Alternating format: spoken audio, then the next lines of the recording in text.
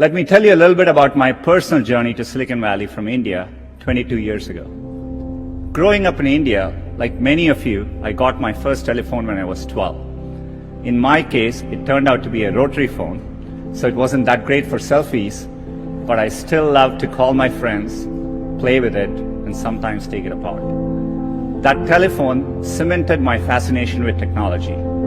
I remember in my parents' house in Chennai reading about the invention of the transistor at Bell Labs.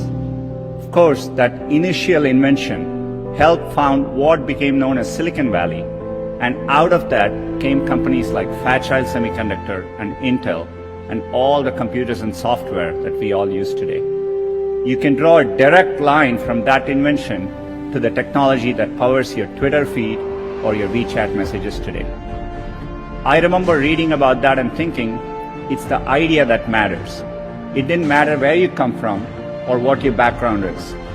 One revolutionary idea, one brilliant invention can unleash other entrepreneurs to revolutionize industries in ways you could never predict.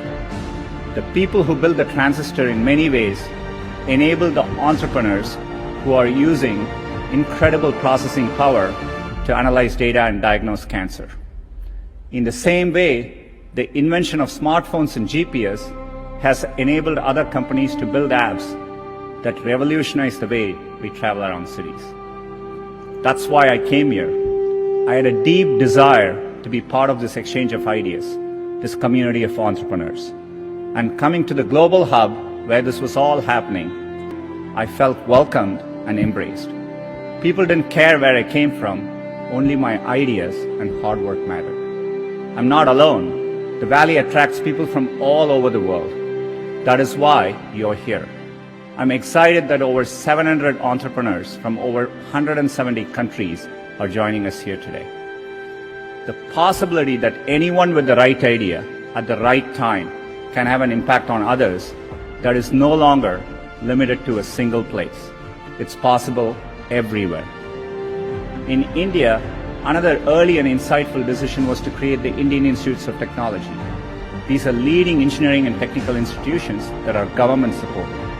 I still vividly remember as a teenager jumping onto a crowded train at Chennai and traveling for 24 hours to attend my school at IIT Kharagpur. And that opportunity changed the course of my life. These institutions, over many decades, have played a huge role in creating generations of skilled entrepreneurs in India. There are many countries helping to create positive environment for their entrepreneurs. What we are seeing now is an unprecedented global opportunity.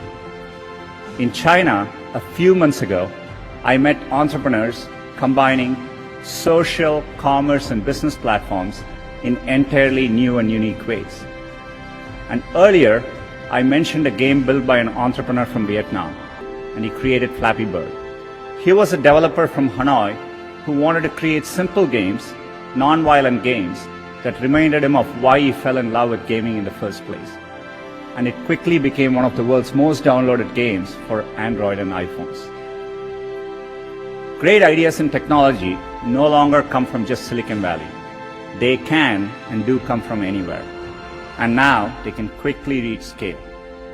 I see hubs growing all over the world. Germany, Brazil, UK, Israel, China. The latest figures say that 21% of adults across 60 countries intend to start a business in the next 3 years. And there are over 200 million women around the world who are starting or running a business.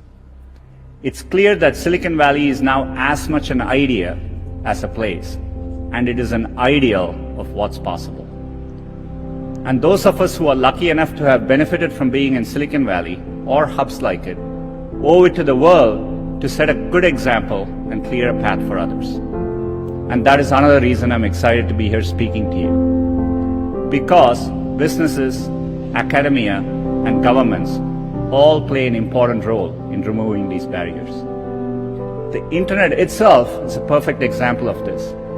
It's arguably the greatest economic engine of all time. And its success is largely a result of early collaboration between the US government, the private sector, and researchers from academic institutions, including Stanford. They worked together and made deliberate policy choices to keep the platform open and borderless. The course of history shows that this open model can unleash innovation, opportunity, and benefits for people everywhere. In the US, recently the Departments of State and Commerce appointed digital economy officers who will work to remove barriers and help entrepreneurs reach communities around the world. At Google, we are committed to playing our part to foster the next generation of entrepreneurs. Our Google for Entrepreneurs team has established a number of campuses. These provide space for entrepreneurs to build and work together in major tech hubs to take their ideas and go global. We have opened campuses in London, Madrid, Sao Paulo, Seoul, Tel Aviv, and we look forward to reaching new cities in the future and perhaps welcoming some of you to drop by. Google tools help businesses launch and grow every day. More than 30 million small businesses globally rely on at least one Google product to find customers, to grow, and to be productive. Training. We are also committed to train 5.5 million people on digital skills, investing over $140 million during the past year.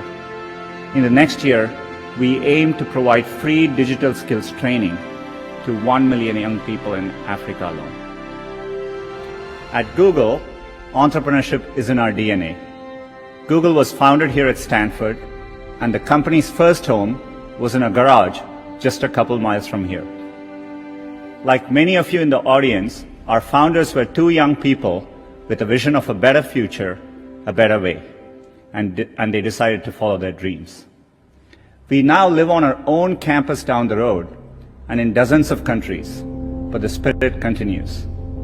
In fact, our most popular products almost all began as big ideas that small entrepreneurial teams dreamed up and made happen. Gmail started with one person's passion to reinvent email. Today, it has over 1 billion monthly active users. Our browser Chrome, a small team's obsession to bring a faster, more secure web to everyone, now has over 1 billion monthly active users. Cardboard, our virtual reality viewer, two engineers in our Paris office had an idea of what's possible with a piece of cardboard and a phone. Now more than 5 million viewers are taking people to new worlds.